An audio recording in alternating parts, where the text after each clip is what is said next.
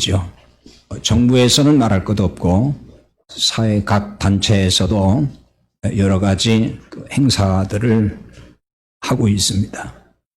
자, 이렇듯이 매년 돌아보면 사실은 아픈 역사잖아요. 굉장히 참 슬픈 역사인데도 불구하고 그것을 기억하고 또 되짚어보는 이유가 있다 그러면 무엇일까요? 이런 불행한 역사가 반복되면 안 되기 때문에 그런 거 아니겠어요? 그러니까 아픈 역사이긴 하지만은 그걸 통해서 현재를 살아가는 사람들이 배울 것이 있다는 거죠. 교훈받을 것이 참 많이 있다는 것입니다.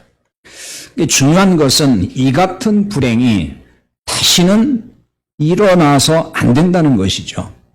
그렇다면 오늘 이 시대를 살아가는 우리들의 삶, 우리가 어떻게 살아야 되는가, 이것이 참 중요한 것입니다. 특히 그리스도인이라면은 역사적 책임을 느끼면서 영적인 성찰이 필요합니다. 6.25 전쟁의 책임에서 교회와 그리스도인들이 자유로울 수 없기 때문입니다. 그렇게 생각할 수밖에 없는 이유가 있다면 무엇일까요? 해방 이후부터 6.25 전후까지 그 나라의 지도층에는 기독교인이 다수였습니다. 그걸 여러분 아십니까? 1945년 10월 5일에 미 군정이 이제 11명의 행정 고문을 임명을 합니다.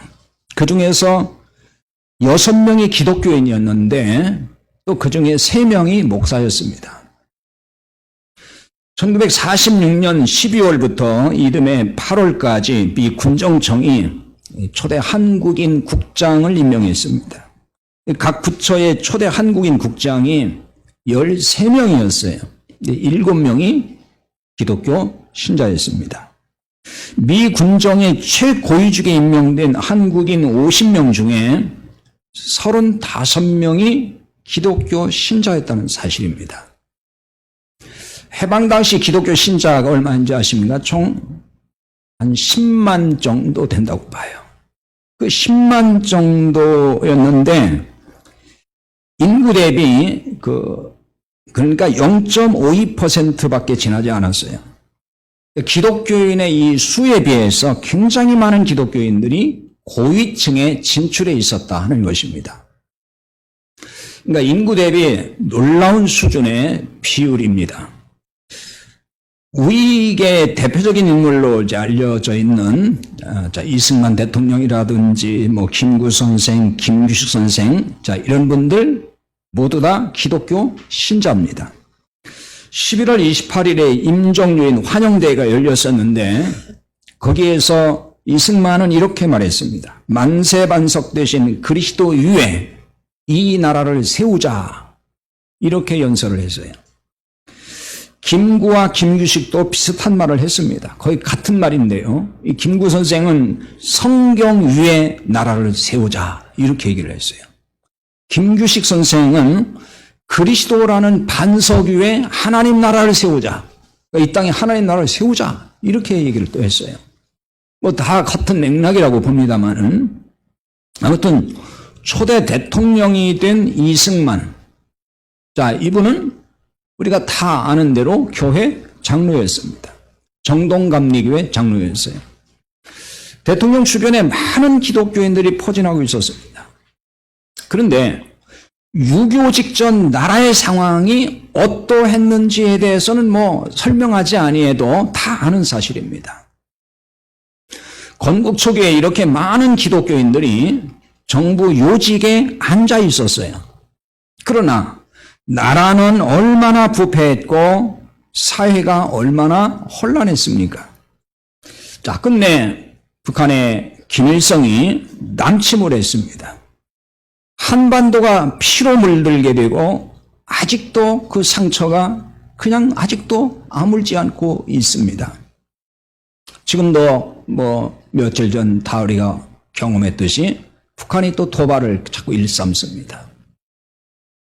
꼭 하는 짓 보면은 동네 그 양아치들이 하는 짓과 똑같이 하죠, 사실은. 대통령을 비롯한 지도자들이 정신 차리지 못했다가 유교라고 하는 이런 비극을 초래했습니다. 기독교인들이 핵심 자리에 있었음에도 불구하고 국가의 대환란이 발생한 것입니다. 이것은 기독교인 지도자들이 사명을 다하지 못했다는 것이 될 수 있는 것입니다. 자, 이런 점에서 교회와 기독교인들이 6.25 전쟁의 책임에서 자유로울 수 없다, 이런 생각이 듭니다. 기독교인들이 역할을 제대로만 했어도 전쟁의 참화를 막아낼 수 있었을지 않았을까, 이런 생각이 들고요. 기독교인 지도자들이 깨어만 있었어도 나라를 지킬 수 있었을 것이다 라고 하는 사실 그 아쉬움이 있습니다. 이런 역사를 되돌아볼 때에 기독교인이 많다는 것을 마냥 좋아할 일만은 아니다, 이런 생각 들지 않습니까?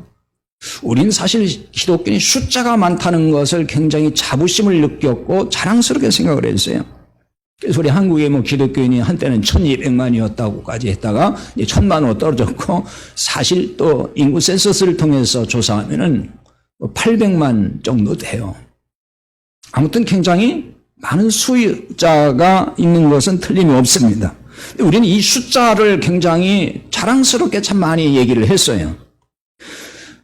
정부 요직이라든지 또 국회의 그 종교인 중에서 기독교인이 가장 많습니다.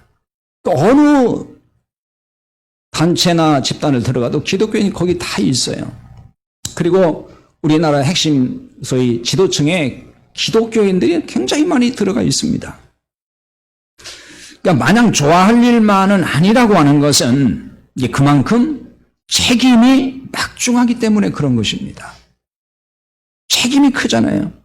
그러니까 기독교인이 많으면 많을수록 나라가 달라져야 되는 거 아니겠어요?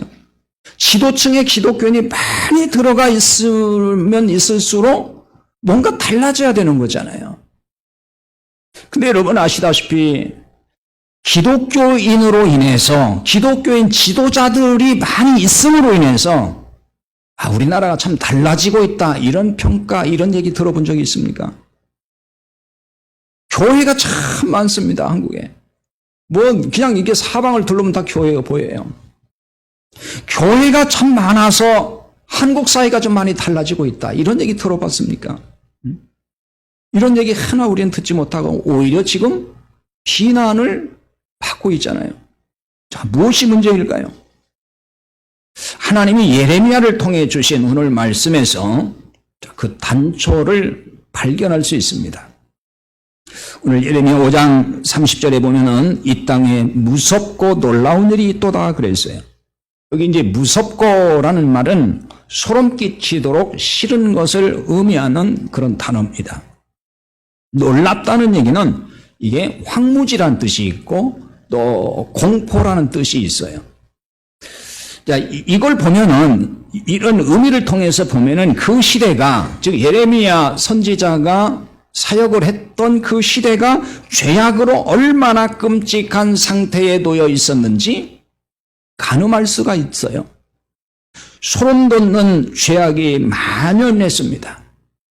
하나님을 떠나 우상 숭배하는 것은 그냥 기본이 됐어요. 모든 백성이 다 하나님 떠나서 우상 숭배에 빠졌던 때입니다. 그로 인해서 부정부패, 그냥 일상이 되어버렸어요. 폭력이 난무하고 온갖 죄가 그야말로 번복이 된 그런 사회였습니다. 그래서 유다가 영적으로 보면 아주 황무지같이 변했다는 거죠.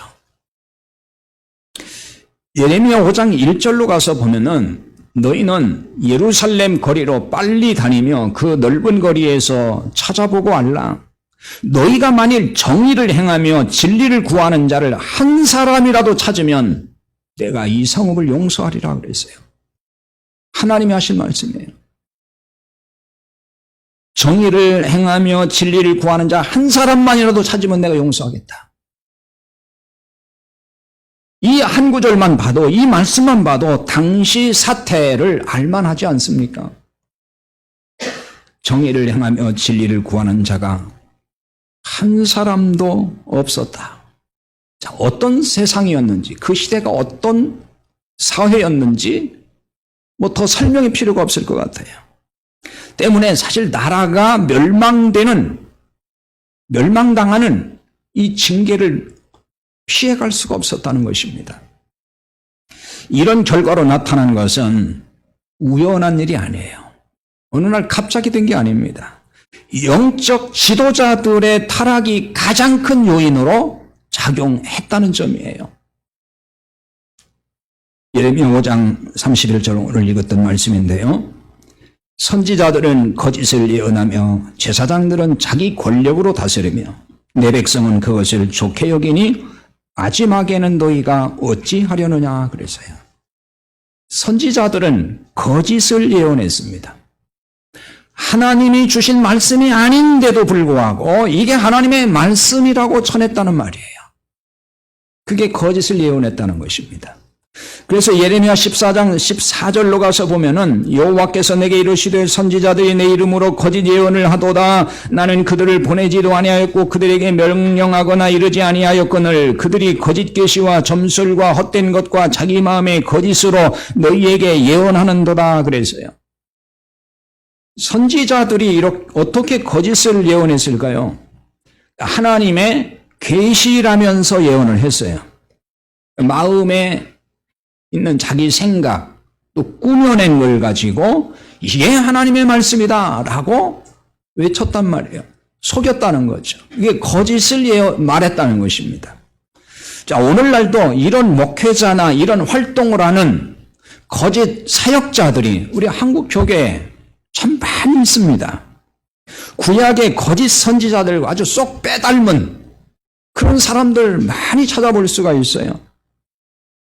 어떤 사람들은 환상을 봤다고 하면서 얘기를 하고 심지어 뭐 무슨 직통 계시를 받았다고 하면서 떠들어대는 사람들이 얼마나 많은지 몰라요.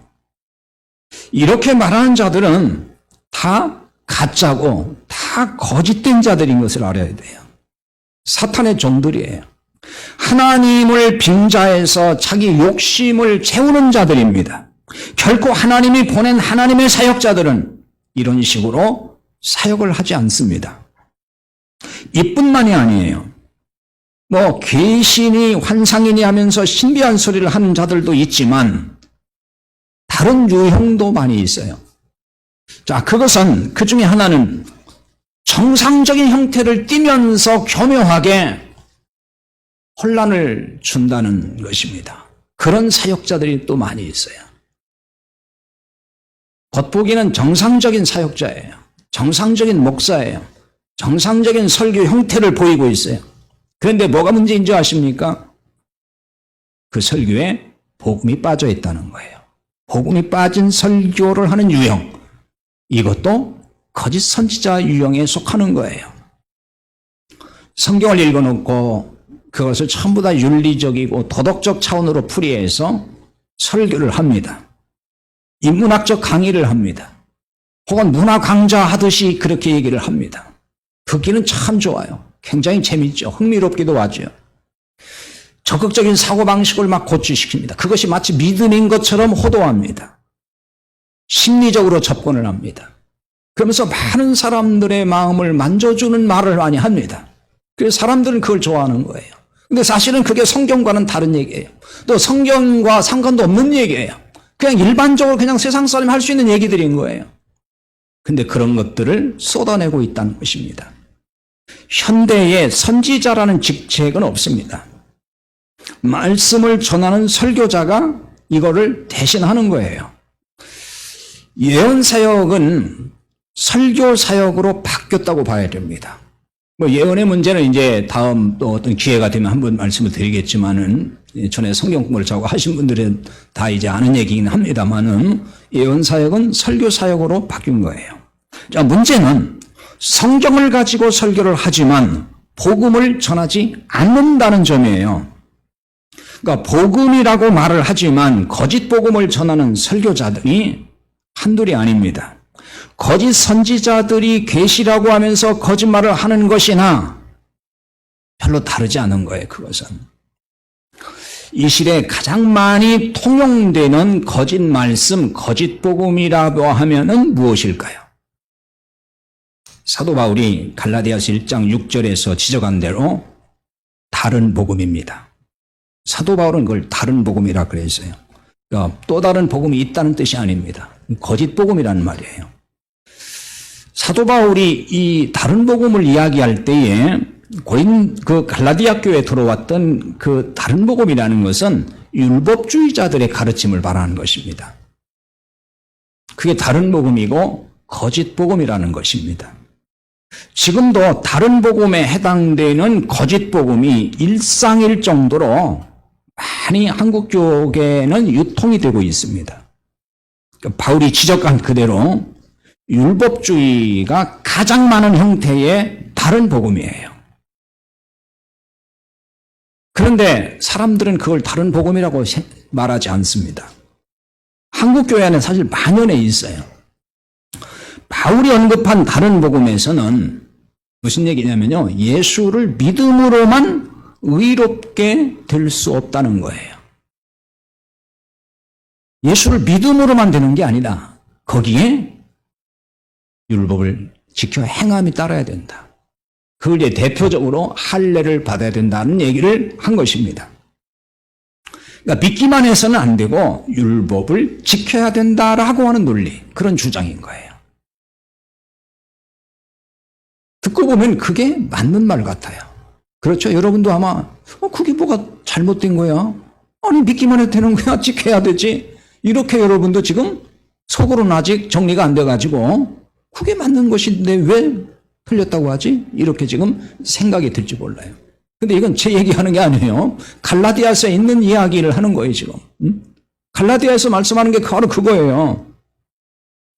율법주의자들이 율법을 행해야 된다는 거예요. 그러니까 예수 믿지 말라는 얘기가 아니에요. 예수를 믿되 거기다 하나 더 해야 된다. 즉 율법의 행함이 따라야 된다.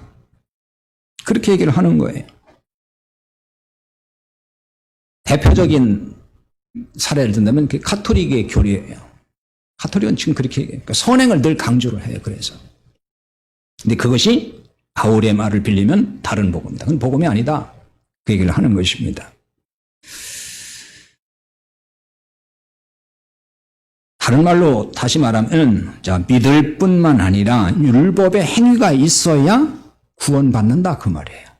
그러니까 의롭게 된다고 하는 얘기는 구원받는 것과 같다는 얘기를 말씀드렸어요, 지난주에. 그런데 율법을 지켜야만이 구원받는다는 거죠. 믿어서만 되는 게 아니고 믿되 거기다 율법의 행위가 따라야 된다. 그게 구원받는 것이다. 이렇게 얘기를 했어요. 사도 바울은 이런 주장하는 이들을 향해서 아주 엄중하게 선포합니다. 갈라디아 2장 21절에 보면은 내가 하나님의 은혜를 패하지 아니하노니 만일 의롭게 되는 것이 율법으로 말미암으면 그리스도께서 헛되이 죽으셨느니라 그랬어요. 의롭게 되는 것이 율법으로 된다. 즉 율법의 행함이 따라야 된다 그러면 그리스도께서 왜 죽으셨냐는 거예요. 십자가에서. 그리스도의 죽음을 헛되게 만든다는 거예요. 율법주의 신앙은 그리스도의 죽음을 헛되게 한다고 하는 이 사실, 이거 굉장히 무서운 얘기예요. 심각하게 우리는 받아들여야 되는 것입니다. 그냥 가볍게 넘길 얘기가 아닌 거예요. 율법주의 신앙을 대수롭지 않게 여기는 풍조가 있어요, 사실은. 우리 한국교회가 사실 그래요. 심지어 당연시하기도 하고요. 또 어떤 경우에는 그런 얘기를 하면서 이게 복음이라고 또 얘기를 하는 사람이 있어요. 그런 설교자들이 많아요. 자, 그 대표적인 예를 한번 들어봐야 될 것 같아요. 대표적인 예. 여러 가지 예를 들 수 있는데요. 가장 많이 만연된 거니까 그 예를 들어야만이 여러분이 좀 이해가 될 거예요. 이건 여러분도 다 아는 얘기입니다. 성경 공부를 좋아하고 한 사람들은. 자, 그 중에 하나가 뭐냐면 성전 건축이란 말이에요. 성전 건축. 그게 보고 어때서요? 지금 그럴 거예요. 속으로는. 한국 교인들은 성전을 건축해야만이 복을 받는다는 설교를 참 많이 들어왔어요. 저도 어릴 때부터 수없이 많이 들었어요. 그런 얘기. 저도 그게 맞는 줄 알았어요. 나중에 복음을 알고 보니까 그건 복음이 아니에요. 구약의 성전은 예수 그리스도에 대한 그림자였습니다. 그림자인 거예요.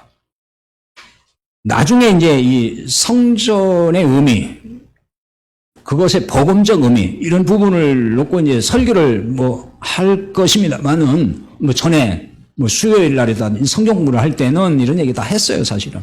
근데 아마 벌써 오래된 분들은 잊어버렸을 것 같아서, 이제 설교를 통해서 한 번 더 말씀을 해야 될 것 같다는 생각이 듭니다.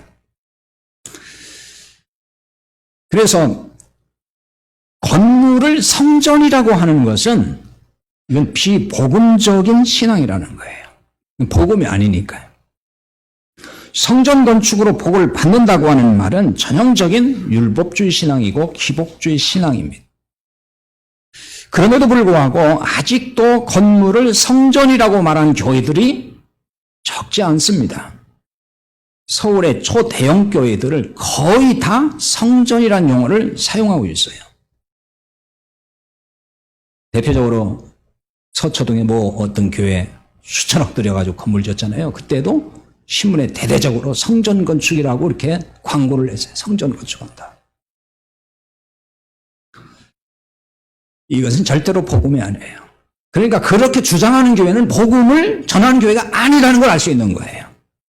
근데 사람들은 아니 거기도 다 예수 얘기예요. 거기도 다 복음 얘기예요. 뭐가 문제예요? 이렇게 얘기를 해요.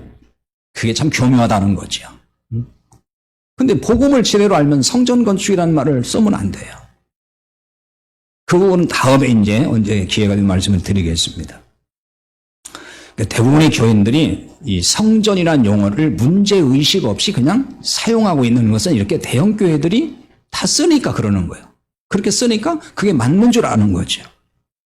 그 외에도 여러 가지가 있어요. 11조 하면 물질의 복을 받는다는 것도 그것도 복음이 아니에요. 11조 하면 가정창고에 쌓을 곳이 없도 쌓아준다고 하는 그 말라기 3장을 그렇게 해석을 해가지고 많은 교회가 그렇게 가르치고 설교를 합니다. 이 또한 율법주의 신앙이고 기복주의 신앙의 대표적인 열매라고 할 수가 있어요. 근데 여전히 11조야 복을 받는다면서 강조하고 심지어는 구원도 받을 수 있다. 그래야 구원받는다라고 말하는 사람도 있어요. 이렇게 말하면은 전에도 우리 교회에서 이 비슷한 얘기를 했더니 당장 반응이 어떻게 나왔냐면은 아니 꼭 안 해도 될 말을 해가지고 그렇게 헌금 줄어들게 만드냐고 하면서 저한테 공격이 들어왔어요. 여러분 잘 생각해야 됩니다. 오죽하면은 그런 말을 하겠습니까? 어느 목사가 헌금 줄어드는 걸 좋아하겠습니까? 가능하면 헌금 많이 나오면 좋지. 그럼에도 불구하고 이런 얘기를 하는 이유가 뭐겠어요? 제가 바보라서 그러겠습니까? 그건 복음이 아니기 때문에 바른 복음을 알려줘야 되니까 구체적인 얘기를 해줘야 되지 안 해주면 모르잖아요. 이 부분에 대해서도 과거에 한번 설교한 적은 있는데 또 아마 다 잊어버렸을 것 같아요. 이것도 다음에 또 한번 설교를 해야 될 필요가 있다는 생각이 듭니다. 어쨌든 이런 주장들은 성전 건축이니 11조야 엄청난 복을 받는다니 이런 것은 결코 복음이 아닙니다. 거짓 복음이에요. 다른 복음인 것입니다. 그러나 대부분의 교인들은 이 사실을 잘 모릅니다. 예레미야 시대 백성들은 거짓 선지자들의 무익한 거짓말을 좋아하고 의존했어요. 예레미야 5장 31절에서 아까 본 말씀에는 내 백성은 그걸 좋게 여긴다 그랬죠. 또 예레미야 7장 8절로 가서 보면 보라 너희가 무익한 거짓말을 의존하는도다 그랬어요. 의존한다는 얘기는 안심한다는 뜻이에요. 혹은 안전하다 그런 뜻이 있습니다. 그러니까 거짓말인데도 좋게 여길 뿐만 아니라 안심하고 받아들였다는 거예요. 왜 거짓말인데도 좋아하고 안심하며 받아들였을까요? 왜 그랬을 것 같아요? 대중적이기 때문에 그런 거예요. 대부분 다 그렇게 믿고 따르는 걸 보니까 안심이 되는 거예요. 사람들은 많은 사람들이 가면은 그쪽으로 같이 갈 때 그걸 안심을 해요. 다른 많은 사람이 이리 가는데 몇 사람이 지금 반대로 가요. 근데 거기 가면 불안해 뭔가. 왠지 불안한 느낌이 드는 거예요. 왜 다른 사람은 다 저리 가는데 왜 몇 사람만 이리 갈까? 우리가 뭐가 문제가 있나? 이렇게 생각한단 말이에요. 그러니까 예레미야 시대에도 왜 사람들이 이게 거짓 선지자들의 말인데도 사람들이 이렇게 안심하고 그걸 잘 받아들였느냐, 왜 그걸 좋게 여겼느냐 하면은 대중적이기 때문에 그런 거예요. 대부분의 사람들이 다 그걸 좋아하는 거예요. 그래서 다 거기에 합세가 되는 겁니다. 여러분 지금도 마찬가지 아닐까요? 대형교회 목사가 말하면은 안심하고 받아들이는 경향이 있어요. 여러분도 그렇죠. 어느 대형교회 목사가 말하는 것은 그냥 진리예요. 그게 맞는지 틀린지 잘 몰라요. 그냥 다 그분이 말하는 것은 그냥 진리라고 받아들이는 경향이 있어요. 수많은 사람들이 복음이 빠진 설교를 하는데도 좋아하고 막 추종을 해요. 대다수가 이렇게 간단 말이에요. 그걸 믿고 따라요. 그러니까 대형교회에 수많은 사람이 몰리니까 대형교회가 되는 거잖아요. 그러니까 사람들은 그래서 거기가 진리가 있다고 생각한단 말이에요. 그러니까 사람들이 많이 가는 거 아니야 이런 거예요. 근데 여러분 이거 잘 생각해야 될 게 뭐냐면은 그럼 이단들은 사람들이 별로 없어요? 신천지가 지금 몇 명이에요?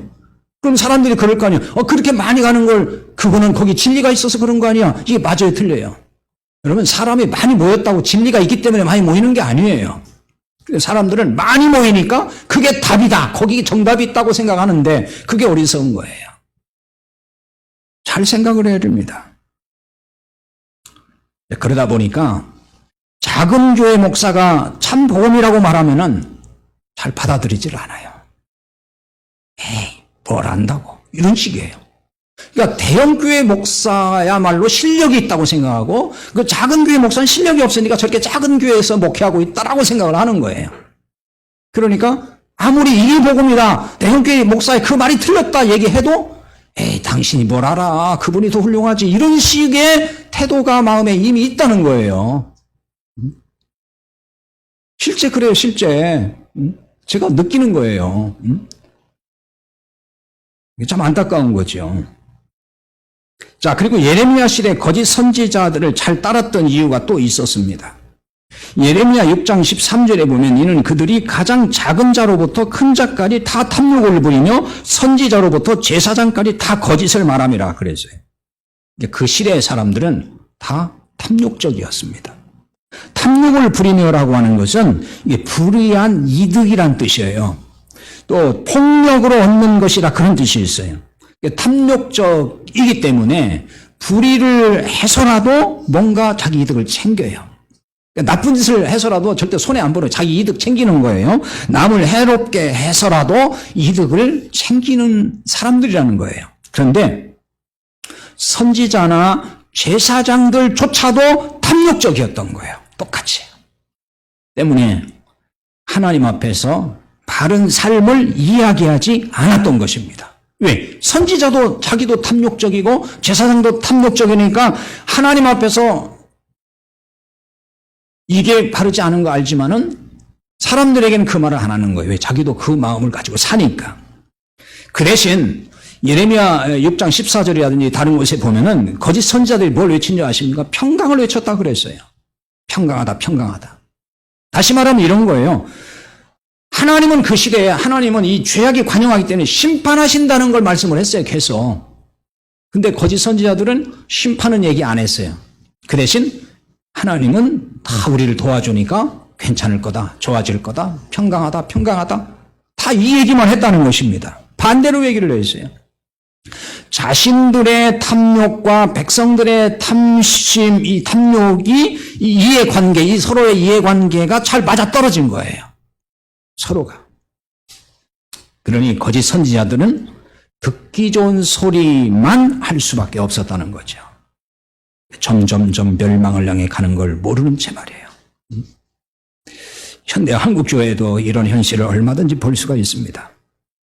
예레미야 시대와 뭐 꼭 같지는 않다고 할지라도 탐욕적인 것은 완전 닮았습니다. 탐욕적인 현대인들이 얼마나 많습니까? 여러분도 다 느낄 거예요. 특히 탐욕적인 기독교인들이 얼마나 많습니까? 탐욕적인 목회자들이 얼마나 많습니까?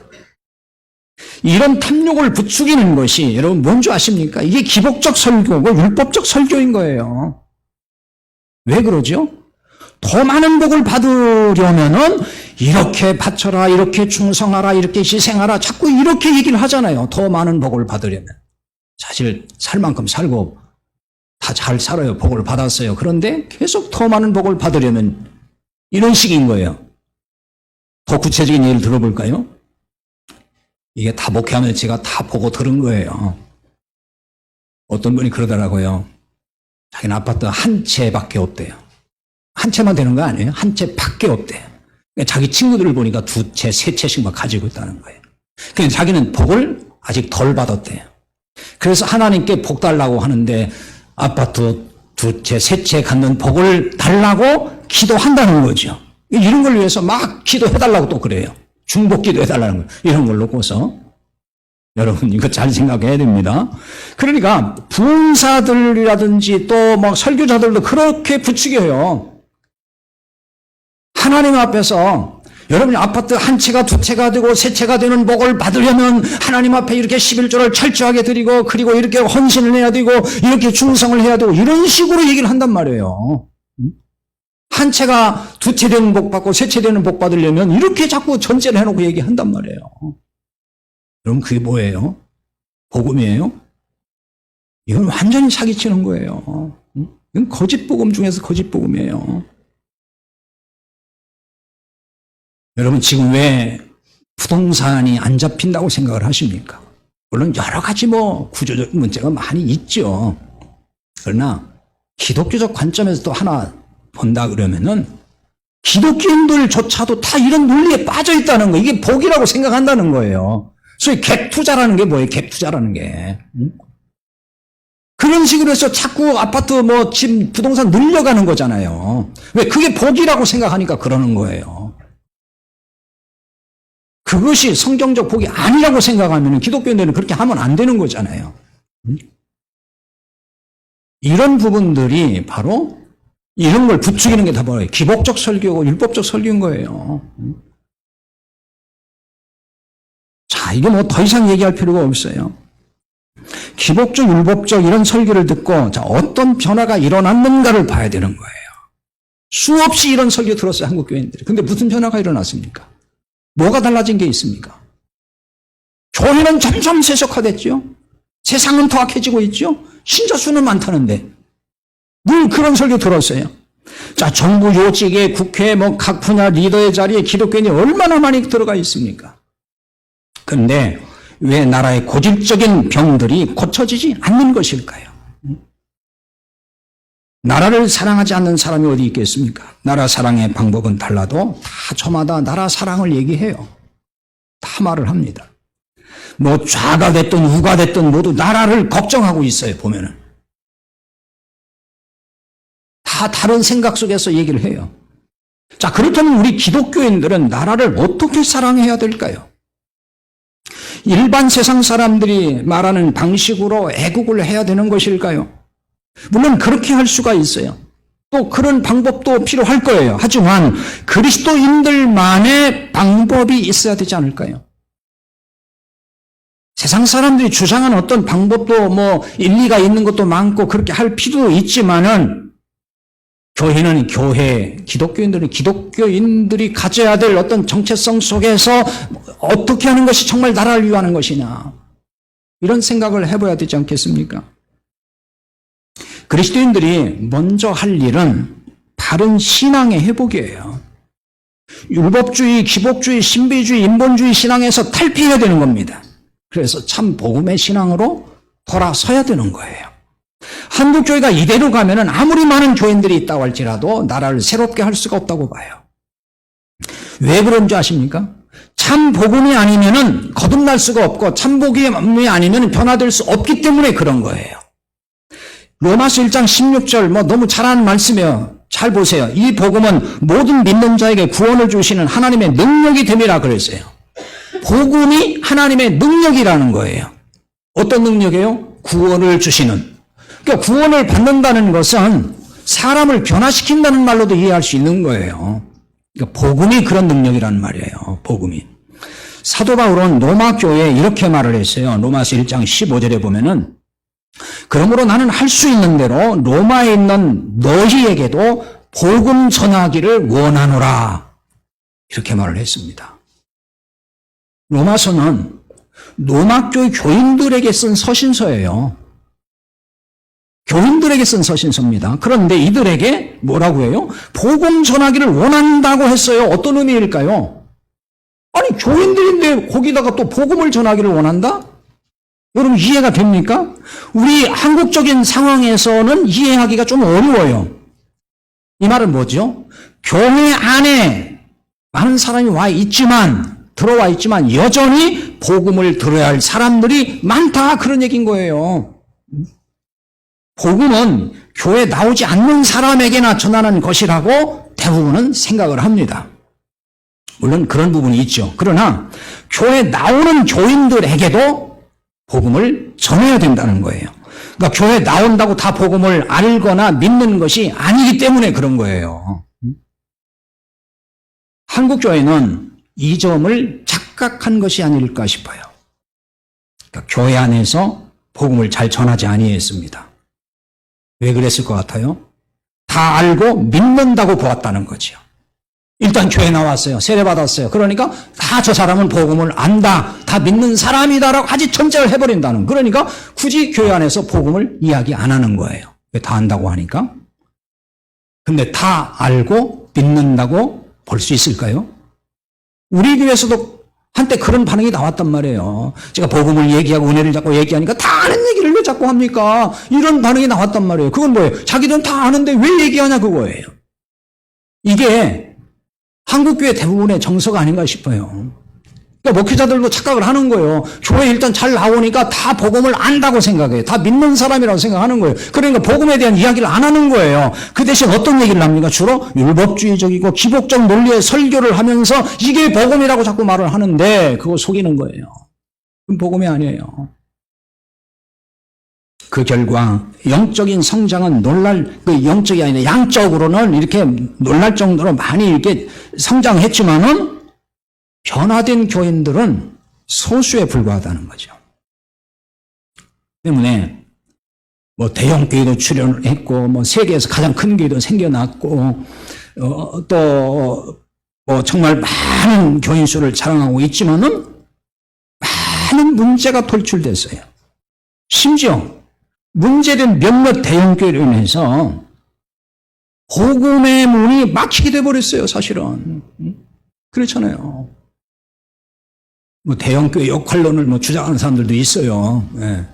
그런데 대형 교회가 일정 부분의 역할을 했다고는 한다 할지라도 오히려 역효과를 낸 것이 너무 많아가지고 지금은 온통 교회가 어려워졌어요. 이게 뭘 의미하는지를 우리는 냉철하게 한번 분석을 해봐야 돼요. 자, 이제라도 복음의 회복이 한국교회에 있어야 됩니다. 이것이 나라를 사랑하는 일이 될 것입니다. 참 복음이 선포될 때 거듭나는 변화가 올 것이고 그래야 나라를 새롭게 할 수 있어요. 복음의 능력으로 변화된 나라의 지도자들이 많이 세워질 때 나라가 바로 갈 것입니다. 그러니 한국교회에 참 복음이 선포되기를 사모해야 될 것입니다. 우리 교회부터 참 복음이 선포되는 걸 사모하고 이걸 즐거워해야 됩니다. 그리고 여러분이 먼저 복음을 정확히 깨닫고 알아서 주변에 복음을 전해야 돼요. 이렇게 얘기하면 우리 주변, 내 주변은 다 교회 나가는 사람밖에 없어요. 바로 그 사람들에게 전하라는 거예요. 여러분 주변에 친한 분들 복음을 아는지 한번 확인해 보라고요. 제대로 아는 사람 얼마나 되는지. 제대로 모르는 사람 많아요. 그런 사람에게도 그러니까 복음이 필요한 거예요. 복음을 전해줘야 돼요. 당신이 믿는 이 기독교 신앙 이거 잘못됐어. 네가 믿는 거 이거 복음 아니야. 이렇게 얘기해 줄 수 있어야 되는 거예요. 그러려면 여러분이 복음에 대해 정확하게 이해하고 그리고 확신해야 되는 거예요. 그래 얘기해 줄 수 있죠. 근데 그걸 모르니까 확신이 없으니까 그 얘기를 한마디도 못하는 거예요. 그냥. 여러분 복음이 선포되지 않고 있는 그런 교회에 출석하는 사람 얼마나 많습니까? 여러분 친구들 많을 거예요. 그들에게 복음을 전해줘야 되는 것입니다. 저는 이것이 나라를 사랑하는 길이라고 봐요. 왜? 그래서 사람이 변화되어야 되니까. 바뀌어야 되는 거예요. 복음으로 사람들이 변화될 때 진정 나라를 사랑할 수 있는 길이 됩니다. 그러니까 이 땅에 변화된 그리스도인들이 많아지면은 하나님의 나라를 경험할 거 아니겠습니까? 지금 정치인들 가운데 기독교인이 그렇게 많아요. 그들이 진짜 변화된다 그러면은 정치도 뭔가 변화될 거 아니겠어요? 그렇지 않겠냐고요. 그러니까 이게 중요하다고 저는 보는 거예요. 글쎄 모르겠어요. 그분들이 뭐 어느 정도인지는 모르지만 아무튼 그들의 행태를 보면은 무늬만 기독교인이 참 저 사람이 기독교인이라고 할 수 있을까? 이런 생각 참 많이 들잖아요. 자, 이런 나라. 이미 우리는 그리스도인이고 복음을 알고 있으면은 복음을 전해서 우리나라가 많은 그리스도인들이 교회 나오는 사람들이 진짜 복음을 알고 변화되고 그 사람들이 다 리더의 자리에 가면은 그곳을 변화시키고 새롭게 하는 이런 역할을 통해서 한국이 새로워지는 이런 결과로 갈 수 있기를 진심으로 바랍니다. 이제 우리 기도하겠습니다. 오늘 말씀을 의지해서 한번 기도합시다. 함께 기도하실 것은 6.25 전쟁이 나기 전에 요직에 그야말로 중요한 자리에 기독교인들이 그렇게 많이 들어가 있었습니다. 대통령도 장로였습니다. 그 주변에 참모들도 기독교인 많았습니다. 그런데 나라가 그렇게 됐습니다. 지금도 마찬가지로 봅니다. 우리가 나라를 보면 안타까워하고 너무나 가슴 아파하고 너무 혼란스럽고 또 미래가 정말 불투명하고 여러 걱정이 많습니다. 이것이 누구 한 사람의 책임이겠습니까마는 그러나 우리는 그리스도인으로서 공동체 의식을 갖고 이것이 누구 책임이 아니라 우리 모두의 책임입니다. 하나님, 저부터 정신 차리게 해주시고 저부터 복음의 신앙에 바로 서서 변화되게 하시고 그러므로 우리 사회가 조금이라도 나아지고 나라도 새롭게 될 수 있도록 해달라고 우리 함께 나라를 위해서 한국교회를 위해서 기도합시다. 우리 하나님 아버지, 우리 사랑을 감사합니다. 오늘도 우리 아버지 앞에 감사하며